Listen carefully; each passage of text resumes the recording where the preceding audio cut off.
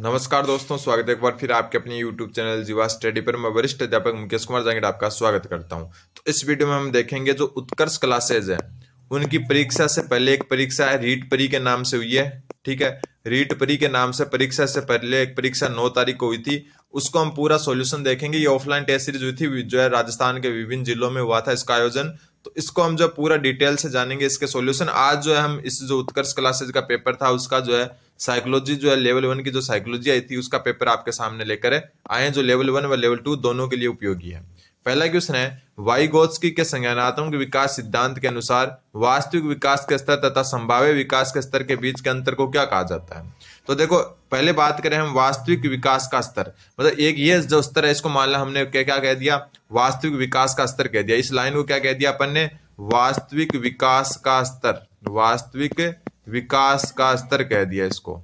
ठीक है, मतलब यहाँ पर क्या होता है, इस स्तर तक बच्चा स्वयं पहुंच जाता है। बच्चा क्या होता है, स्वयं पहुंच जाता है, किसी की मदद नहीं लेता। बच्चा जो है इस विकास के स्तर तक स्वयं पहुंच जाता है। फिर एक दूसरा जो है आपका इससे थोड़ा ऊपर होता है, यहाँ पर मान लो ये होता है संभाव्य विकास का क्षेत्र, संभाव्य विकास का क्षेत्र।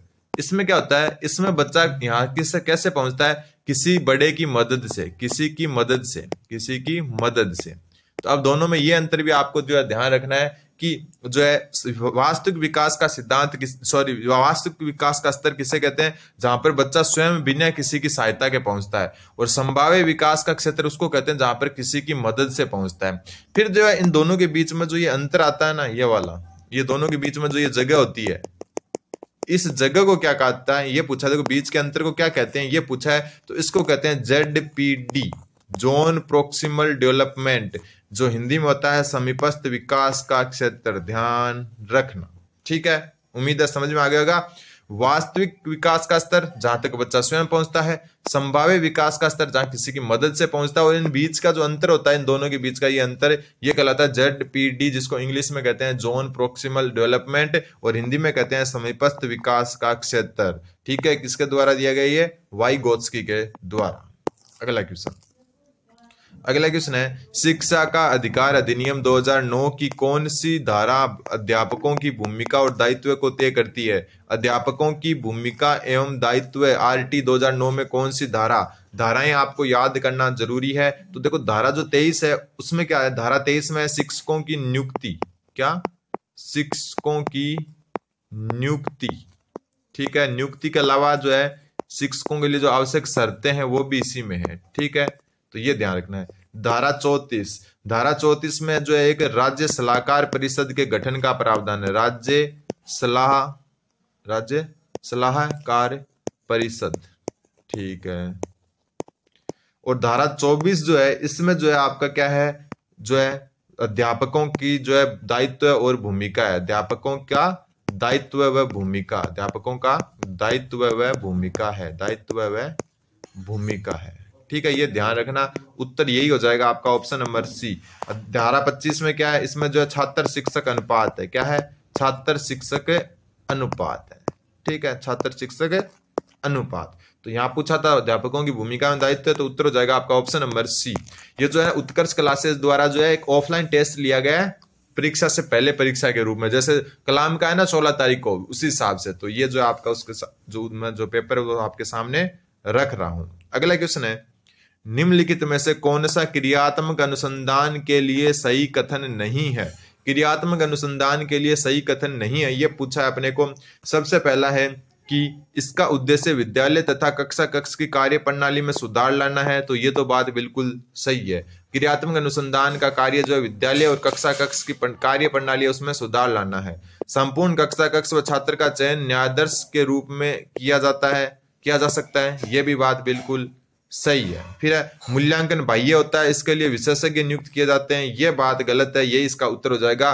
मूल्यांकन जो है ना बाह्य नहीं होता, आंतरिक होता है, मतलब जो है स्कूल का ही जो स्टाफ और स्कूल के ही जो है बच्चों और उनको शामिल करके जो ये किया जाता है, कोई विशेषज्ञ नियुक्त नहीं किया जाता है, स्कूल के द्वारा ही किया जाता है, स्कूल के शिक्षकों द्वारा ही किया जाता है। जो आपकी रोजमर्रा की जो समस्याएं हैं, स्कूल की रोजमर्रा की जो समस्याएं, व्यवहारिक समस्याएं, उनको दूर करने के लिए, तत्कालीन समस्या समाधान के लिए, ठीक है, ये भी ध्यान रखना, तत्कालीन समस्या समाधान के लिए किया जाता है, तत्कालीन समस्या समाधान के लिए किया जाता है, समस्या समाधान के लिए किया जाता है।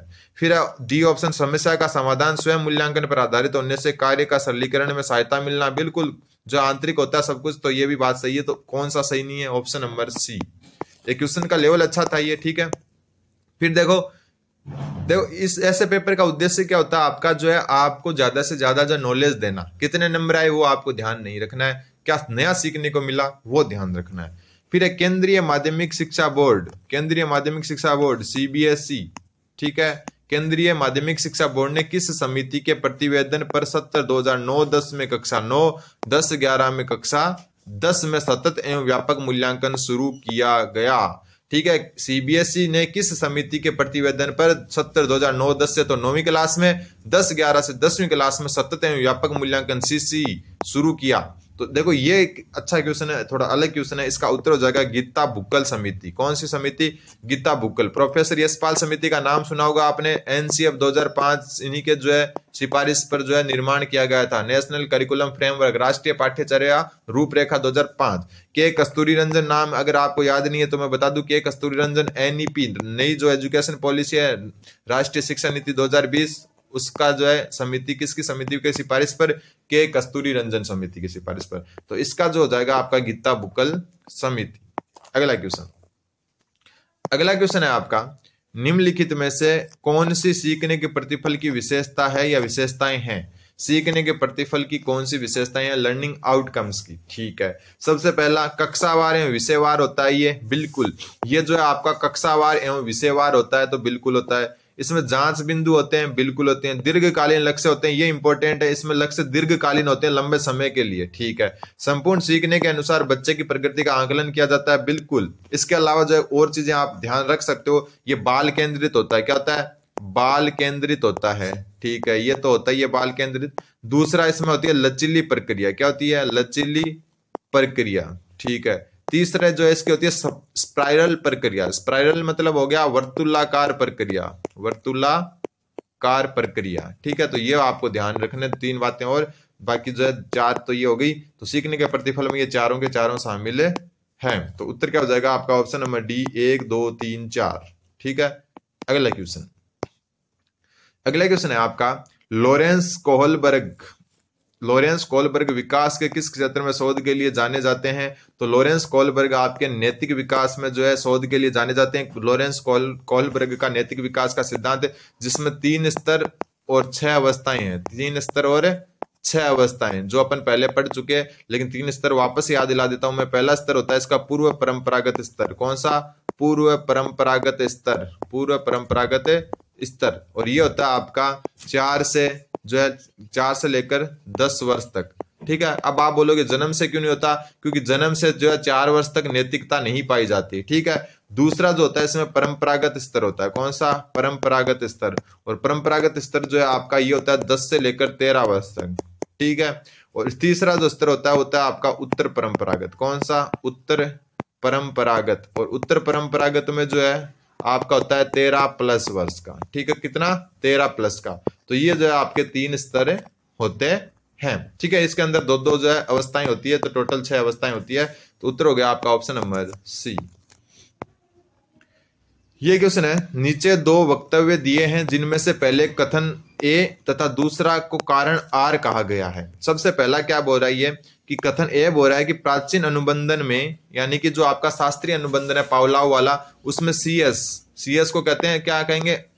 अनुबंधित उद्दीपक, अनुबंधित उद्दीपक, ठीक है। वो यूसीएस यानी अनुबंधित उद्दीपक, ठीक है। मतलब जो आपका अनुबंधित उद्दीपक है, जिसको हम क्या कह सकते हैं, जैसे जो आपका क्या होता है, जो घंटी बजना, ठीक है, ये। और ये हो गया आपका भोजन, ठीक है। तो प्राचीन अनुबंधन में सीएस यानी अनुबंधित उद्दीपक यूसीएस के उपस्थित होने का पूर्व संकेत बन जाता है। बिल्कुल सही बात है, ठीक है। प्राचीन अनुबंधन में जो अनुबंधित उद्दीपक है, जैसे घंटी बजते ही कुत्ते को पता चल जाता है कि मेरे को जो है अब क्या मिलने वाला है, भोजन मिलने वाला है। तो सीएस जो है यूएस का पूर्व संकेत बन जाता है, मतलब उसको पता चल जाता है कि भोजन मिलने वाला है। बात तो बिल्कुल सही है।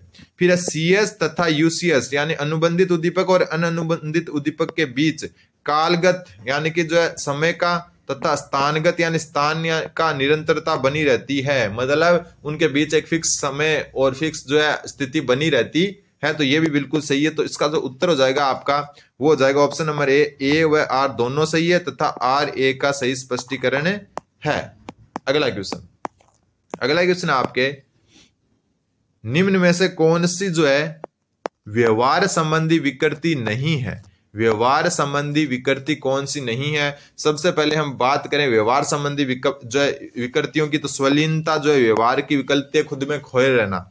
मस्तिष्क पक्षाघात जो है ये भी आपकी क्या है? व्यवहार संबंधी विकृति है। अति सक्रियता मनोविकृतियां ये भी आपकी क्या है? व्यवहार संबंधी है। लेकिन डिसलेक्सिया है ये आपकी पठन संबंधी है। किससे? पठन संबंधी है। और ये आपकी न्यूरोलॉजिकल है। क्या है? न्यूरोलॉजिकल। ठीक है, पठन संबंधी जो है आपकी जो विकार होता है उसको कहते हैं डिसलेक्सिया, और इसको जो ये क्या है? न्यूरोलॉजिकल है, ना कि जो है आपकी व्यवहारिक है। तो इसका जो है उत्तर हो जाएगा ये जो है इसमें शामिल नहीं है। ये तीनों आपकी व्यवहारिक है, ठीक है, लेकिन ये व्यवहार से संबंधित नहीं है, ये न्यूरोलॉजी से संबंधित है या पठन से संबंधित है। तो इसका उत्तर हो जाएगा आपका केवल 4, ऑप्शन नंबर डी। ठीक है, नोट कर लेना। मैं वापस बता चुका, इन ऐसे टेस्टों का जो है ना कारण जो है ना, ये नहीं होता कि आपके नंबर कितने आ रहे हैं, ये होता है कि नया क्या सीख रहे हो आप। ठीक है, फिर देखो, नायक के रूप में सफल नहीं होने पर खलनायक की भूमिका करना रक्षात्मक युक्ति का उदाहरण है।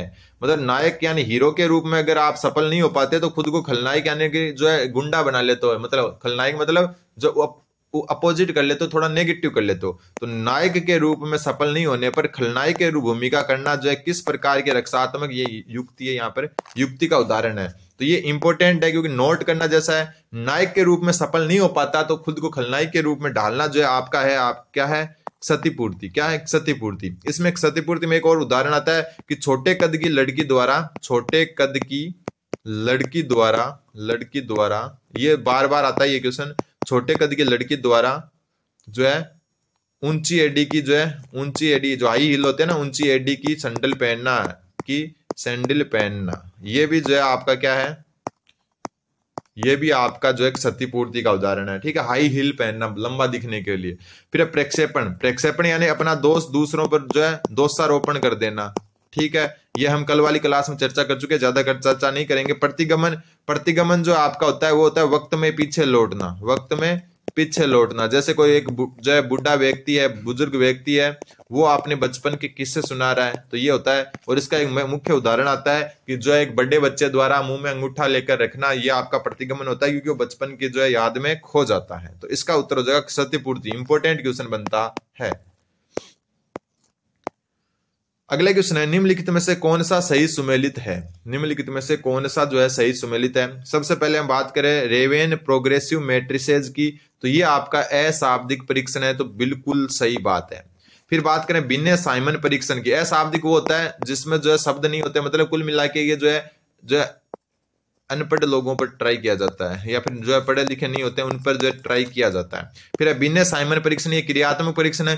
क्रियात्मक कौन सा होता है? जिसमें कुछ करके सीखते हैं, लेकिन ये क्रियात्मक नहीं है आपका। ये आपका कौन सा बिन्ने साइमन परीक्षण है? शाब्दिक। क्या है?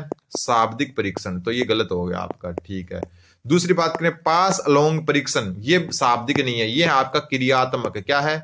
क्रियात्मक। उल्टा लिखा हुआ था ये, ठीक, तो ये भी क्या हो गया? गलत हो गया। तो रेवेन प्रोग्रेसिव मैट्रिसेस जो है अशाब्दिक परीक्षण है, जो अनपढ़ लोगों पर किया जाता है। बिन्ने साइमन परीक्षण शाब्दिक है, जो पढ़े लिखे लोगों पर किया जाता है। और पास अलोंग परीक्षण जो है क्रियात्मक है, जो करके सीखने यानी खुद जो है कुछ करना पड़ता है फिर परीक्षण होता है। तो ये क्या आपका? क्रियात्मक। तो जो है यहाँ पर पूछा था सही सुमेलित कौन सा, तो सिर्फ पहला ही सही सुमेलित है, बाकी दो तो गलत है इसमें। तो उत्तर देखो क्या हो जाएगा? ऑप्शन नंबर सी, केवल है पहला। अगला क्वेश्चन है, ये भी अच्छा क्वेश्चन है। प्राथमिक चरण की कक्षा जो 3 से लेकर 8 तक आंकलन के लिए कई तरीकों का इस्तेमाल किया जाता है, जिसमें कौन सा शामिल है? प्राथमिक चरण की कक्षा जिसको कक्षा 3 से 8 तक जो है बांटा गया तक आंकलन के कई तरीकों का इस्तेमाल किया जाता है, जिसमें शामिल कौन सा है? तो ध्यान रखना इसमें कौन कौन सी शामिल है। मौखिक परीक्षा शामिल है, बिल्कुल है। लिखित परीक्षा शामिल है, बिल्कुल। कक्षा जो है 1 और 2 में जो है किसी भी प्रकार की लिखित या परीक्षा होती ही नहीं है। परीक्षा रहित कक्षाएं है, परीक्षा रहित आरटी के अनुसार परीक्षा रहित कक्षाएं, इनमें किसी भी प्रकार की परीक्षा नहीं होती। कक्षा 3 से ही परीक्षाएं शुरू होती है। फिर अवलोकन, बिल्कुल अवलोकन द्वारा भी जो है मूल्यांकन किया जाता है, आंकलन किया जाता है, लेकिन परियोजना रिपोर्ट, प्रोजेक्ट रिपोर्ट, प्रोजेक्ट कार्य जो है ना अपने बड़ी क्लासों में होते हैं, तो ये नहीं होता, ध्यान रखना है। प्रोजेक्ट कार्य जो है 10वीं 12वीं क्लास में होते हैं, तो ये नहीं होता, बाकी तीनों के तीनों होते हैं। तो उत्तर हो जाएगा 1 2 3। तो 1 2 3 कौन से में? ऑप्शन नंबर डी में। लेवल अच्छा है क्वेश्चंस का, लेकिन अपने को क्या सीखने को मिल रहा है वो अच्छी बात है, ठीक है। ये एक अलग ही क्वेश्चन आया था, देखो एक मनोवैज्ञानिक है जिनका नाम है एंड्रियास डेमेट्रियो, ठीक है। एंड्रियास डेमेट्रियो नामक एक मनोवैज्ञानिक है, इसका संबंध किससे है तो थोड़ा सा मैं क्लियर कर देता हूं इनको। देखो मनोवैज्ञानिक एंड्रियास डेमेट्रियो जो एक नए जो मनोवैज्ञानिक है, इनका संबंध है आपका जीन पियाजे के संज्ञानात्मक विकास सिद्धांत से। कैसे है तो देखो एंड्रियास जो डेमेट्रियो है, इन्होंने जो 2010 में जो है ना कुछ संशोधन किया संज्ञानात्मक विकास में, ठीक है। कब? 2010 में। और इन्होंने मानव मस्तिष्क का जो है ना मानव मस्तिष्क की वास्तुकला के विकास का विश्लेषण किया। मानव मस्तिष्क की वास्तुकला, मानव मस्तिष्क की वास्तुकला के विकास का विश्लेषण किया। विकास का विश्लेषण कब? 2010 में। नए ही आए ये, ठीक है।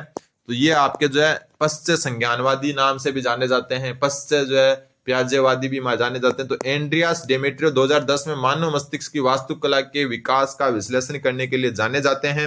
और इन्होंने जो 3 स्तर बताए, इसके कितने स्तर बताए? 3 स्तर। संज्ञानात्मक विकास से संबंधित है ये 3 स्तर में। पहला स्तर जो इन्होंने बताया विशिष्ट संरचना प्रणाली, विशिष्ट संरचनात्मक प्रणाली, संरचनात्मक प्रणाली, ठीक है। दूसरा जो इन्होंने बताया वो बताया हाइपर संज्ञानात्मक प्रणाली, हाइपर संज्ञानात्मक प्रणाली, संज्ञानात्मक प्रणाली, ठीक है। तीसरा जो इन्होंने बताया वो बताया कोर क्षमताएं। ये जो है मस्तिष्क की वास्तुकला के रूप विश्लेषण में इन्होंने 3 प्रकार पाए, विशिष्ट संरचनात्मक प्रणाली, हाइपर संज्ञानात्मक प्रणाली और कोर क्षमताएं, ठीक है। 2010 में एंड्रियास डेमेट्रियो ने जो है मानव मस्तिष्क की वास्तुकला के विकास का विश्लेषण किया और ये जो जीन पियाजे के संज्ञानात्मक विकास से संबंधित हैं।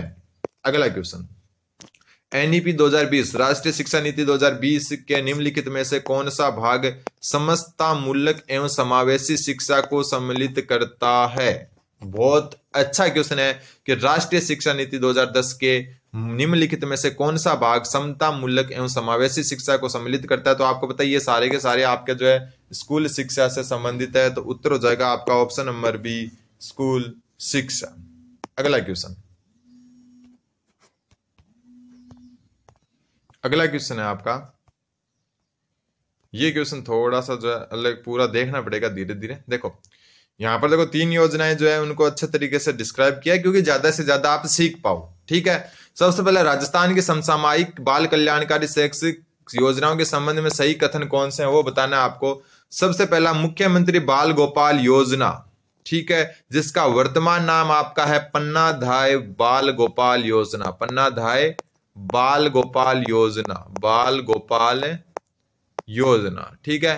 नया नाम ये इनका पन्नाधाय बाल गोपाल योजना, जिसके अंतर्गत कक्षा प्री प्राइमरी से कक्षा 8 तक के विद्यार्थियों को पाउडर मिल्क से तैयार दूध उपलब्ध कराया जाता है का नाम परिवर्तित कर देखो पन्नाधाय बाल गोपाल योजना किए जाने का निर्णय लिया गया है। कब? 4 सितंबर 2024 को इसका नाम जो पन्नाधाय बाल गोपाल योजना कर दिया। पहले क्या था? मुख्यमंत्री बाल गोपाल योजना। तो ये बात बिल्कुल सही है। फिर दूसरा है आपका मुख्यमंत्री निशुल्क यूनिफॉर्म वितरण योजना के अंतर्गत कक्षा 1 से लेकर 8 तक राजकीय विद्यालयों में अध्ययनरत समस्त विद्यार्थियों को यूनिफॉर्म के 2 सेट निशुल्क दिए जाते हैं। बिल्कुल सही बात है, दोनों सही है। तीसरा देखो, बड़ा क्वेश्चन है थोड़ा, 1 मिनट। तीसरा है लाडो प्रोत्साहन योजना, जिसका 2024 में नाम लाडो प्रोत्साहन योजना 2024, जिसका राजश्री योजना 2016 का जो है संशोधित रूप है ये, ठीक है। पहले इसका नाम था राजश्री योजना 2016, अब इसका नाम है लाडो प्रोत्साहन योजना, जो 2024 में इसको संशोधित किया गया, जिसके अंतर्गत बालिका के जन्म से लेकर स्नातक उत्तीर्ण करने एवं 21 वर्ष की आयु पूर्ण होने तक 5 चरणों में 1 लाख रुपए का भुगतान डीबीटी ऑनलाइन लाभार्थी के बैंक खाते में दे होता है। तो ये गलत है। कैसे गलत है?